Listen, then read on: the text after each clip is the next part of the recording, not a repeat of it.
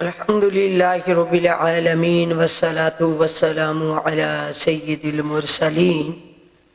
اما بعد فاعوذ باللہ من الشیطان الرجیم بسم اللہ الرحمن الرحیم۔ اللہ تبارک و تعالیٰ کا بہت بڑا احسان ہے کہ جس نے آخری عشرے میں جہنم سے رہائی کا اعلان فرما دیا اور ہمیں یہ توفیق بھی عطا فرمائی کہ ان راتوں کے اندر آپ زیادہ سے زیادہ میرا ذکر کریں، میری عبادات کریں، تاکہ میں تمہارے گناہوں کو معاف فرما کے تو تمہیں اپنے نیک بندوں میں شمار کر لوں۔ اللہ تعالیٰ نے ہمیں اس عشرے کے اندر، یہ جو تیسرا عشرہ ہے، تاک راتوں کا جو تحفہ عطا فرمایا، ان میں اگر ایک رات کو یعنی 21ویں رات کو موقع نہیں ملتا تو ہم 23ویں رات کو تاک رات کی عبادت کر سکتے ہیں،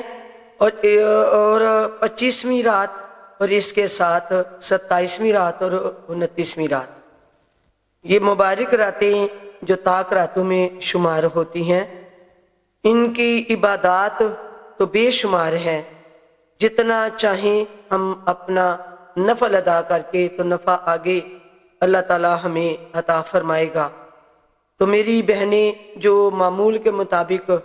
اپنے ذکر اذکار کر رہی ہیں، اس کے ساتھ ساتھ ان تاک راتوں میں جو عبادات ہیں وہ ان کو بھی بجا لائیں۔ تسبیح نماز جو ہے اس کا اہتمام کریں، اس کے ساتھ ساتھ جتنے نوافل آپ سے پڑھے جائیں وہ آسانی سے پڑھ لیں، لیکن یہ 23 اور 25 اور 27 اور 29 راتوں میں زیادہ سے زیادہ کوشش کریں کہ ہم درود پاک کے نذرانے اللہ اور اس کے رسول صلی اللہ علیہ وآلہ وسلم کی بارگاہ میں اور ان کی اولاد کی بارگاہ میں پیش کر سکیں، کیونکہ ہماری تمام عبادات کا نچوڑ جو ہے وہ ان کی ذات اور ان کے پیاروں کا ذکر ہے۔ جب وہ ہم اپنی عبادات میں شامل کرتے ہیں تو اللہ تبارک و تعالی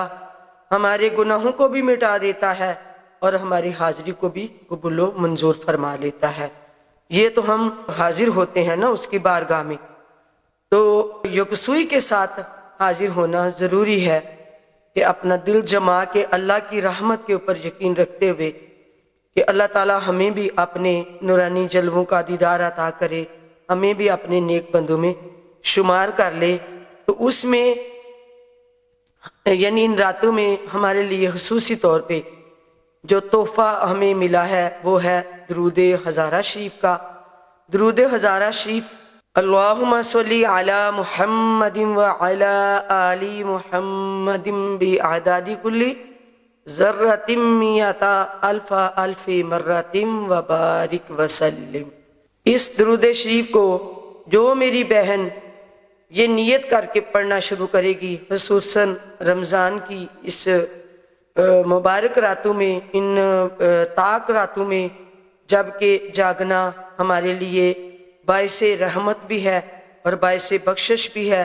اور اللہ کا قرب اور اس کے حبیب کا قرب بھی نصیب ہوتا ہے۔ تو آپ اس عبادات کے اندر زیادہ سے زیادہ شامل رکھیں کہ ہم نے درود ہزارہ شریف کا ورد کرنا ہے، کیونکہ علماء کرام اور اس کے پیارے اولیاء کرام فرماتے ہیں کہ جو بھی پیارے آقا صلی اللہ علیہ وآلہ وسلم کا یہ درود پاک 1000 مرتبہ پڑھے گا تو اس کو یعنی چند روز پڑھتے جائیں، ان کی اپنی ایک کرم نوازی ہے کہ ہو سکتا ہے وہ پہلی رات ہی آپ کے میرے اوپر کرم فرما دیں اور ہمیں اپنا دیدار کروا دیں۔ تو دیدار مصطفیٰ صلی اللہ علیہ وآلہ وسلم کے لیے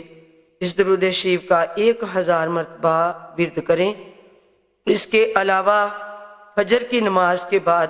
100 مرتبہ